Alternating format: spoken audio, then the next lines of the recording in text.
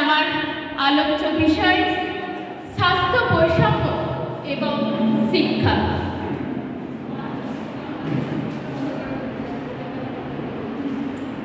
প্রথমে আমি স্বাস্থ্য বৈষম্যর আগে স্বাস্থ্য সমতা নিয়ে বলছি।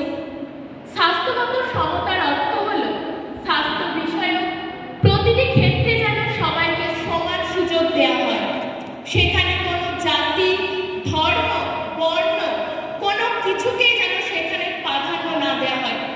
আমরা দেখব সকল মানুষ যাতে স্বাস্থ্য বিষয়ক সম্পর্ক সব কিছু থেকে তারা যেন সমান সুযোগ পেয়ে থাকে, সেখানে কোনো রকম কোনো কিছু দেখে আমরা কিন্তু তাদেরকে স্বাস্থ্য বিষয়ক সচেতন করব।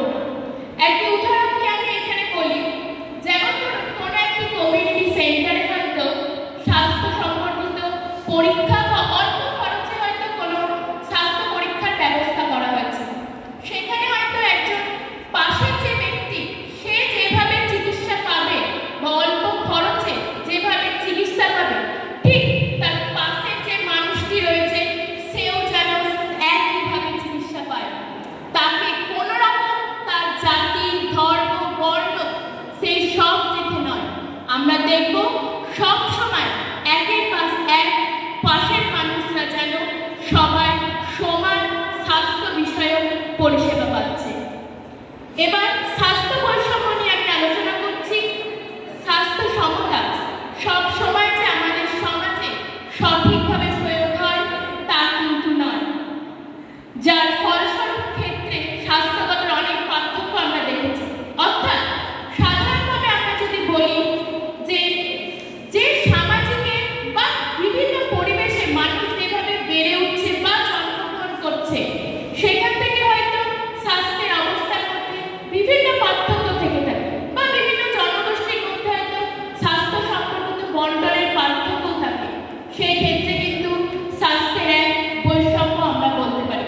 সেখানে একটা উদাহরণ কি আমি বলি, ধরুন কোনো এক ক্লিনিক, সেখানে হয়তো কোনো রোগীদের জন্য সকালবেলায় পরিষেবার জন্য খোলা হয়েছে, কিন্তু কোনো ব্যক্তি হয়তো সকালবেলা কোনো গুরুত্বপূর্ণ কাজের সাথে যুক্ত, সেই ক্ষেত্রে কিন্তু সেই ব্যক্তি সেই প্রতিদিন সকালে গিয়ে স্বাস্থ্য পরীক্ষায় প্রতিদিন সেই সেবা প্রদান কিন্তু সে নিতে পারছে না। সেই ক্ষেত্রে কিন্তু এখানে স্বাস্থ্য বৈষম্যতা আমরা লক্ষ্য করে থাকছি।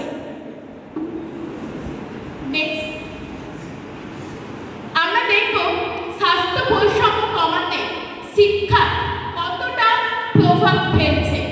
প্রথম যে পয়েন্টটা রয়েছে সেই পয়েন্টটা নিয়ে আমি বলি, শুধুমাত্র যে শিক্ষা স্বাস্থ্যকে গুরুত্বপূর্ণ প্রভাবিত করে এমনটা কিন্তু নয়, শিক্ষার সঙ্গে সঙ্গে অন্যান্য বিভিন্ন সামাজিক উপাদান দ্বারা একজন ব্যক্তির দৈহিক ও মানসিক সুস্থতা নির্ভর করে থাকে, যেমন কর্মসংস্থান, আয়, লিঙ্গ, জাতি প্রভৃতির মাধ্যমে।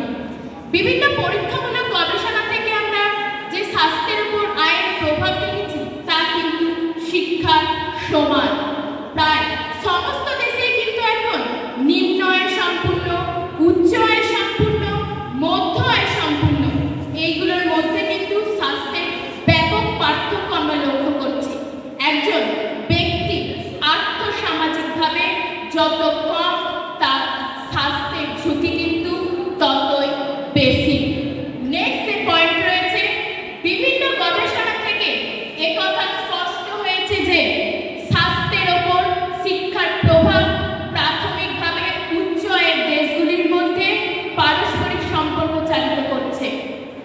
2008 সালে শিক্ষা স্বাস্থ্যের অনুমান করার জন্য অভিন্ন যমজ দুই শিশুকে নিয়ে লন্ডন এক সিদ্ধান্তে এসেছিলেন যে উচ্চ শিক্ষার স্তর ইতিবাচক স্তর প্রতিবেদন স্বাস্থ্যকে প্রভাবিত করে এবং দীর্ঘমেয়াদী রোগকে অপসারিত করতে সাহায্য করে।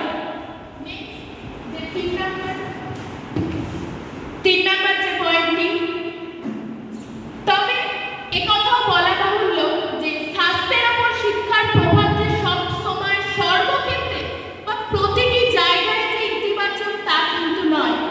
শিক্ষা মূলত প্রতিরোধমূলক যত্ন গ্রহণকে বাড়িয়ে তুলতে পারে, যা স্বাস্থ্য সংক্রান্ত খরচ খরচাও কিন্তু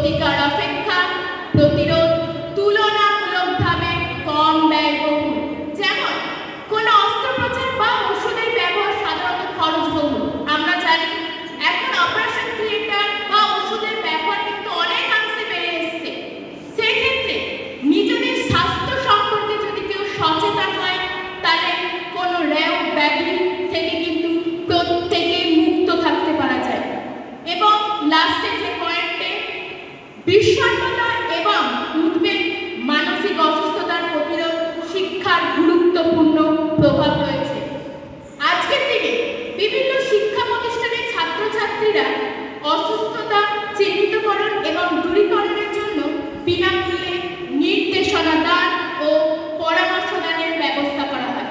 স্বাস্থ্যগত বৈষম্য কিছুটা হলেও হ্রাস করা সম্ভব হবে।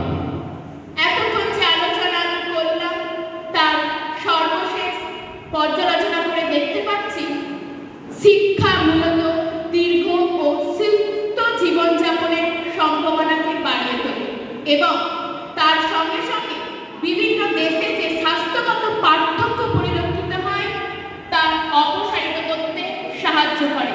তবে তার সঙ্গে একথাও উল্লেখ করা প্রয়োজন যে শিক্ষাগত সাফল্য নিজের বিভিন্ন সামাজিক পটভূমি দ্বারা প্রভাবিত, যেমন আয়, জাতি, বর্ণ, ধর্ম প্রভৃতি। তাই বলতে পারি শিক্ষায় সাফল্য লাভের জন্য যে সমস্ত উপাদানগুলি বাধা প্রদান করে থাকে তাকে অপসারিত না করতে পারলে শিক্ষা স্বাস্থ্যগতকে আরও বাড়িয়ে তুলতে পারে। সকলকে ধন্যবাদ।